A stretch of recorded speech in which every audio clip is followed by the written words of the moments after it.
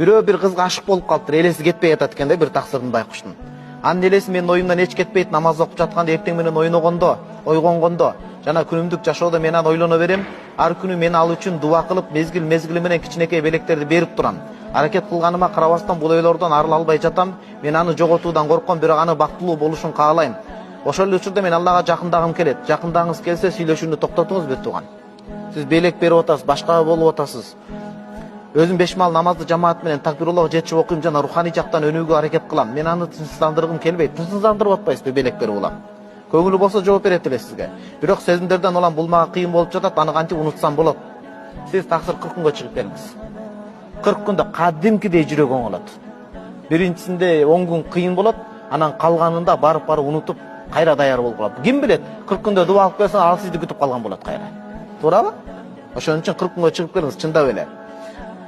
Бирөө Саудияда бир муфтиге фатва берип атат.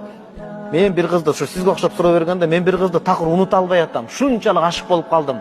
Десе айткан экен да, деги муфтичи жооп берип аткан. Сен сабыр кыл. Сабыр кылсаң Алла сага бийик бейиш болгон Фирдаусту берет.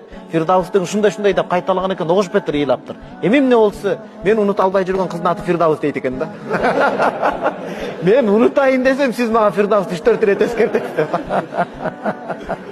Ошого таксырым Mo suron nesi. Men azыр куфтандайын чыгам, мен жаныма келиңиз, өзүм сизге жакшынакай жекече айтып берем иншалла. 40 күнгө чыгып келиңиз сиз.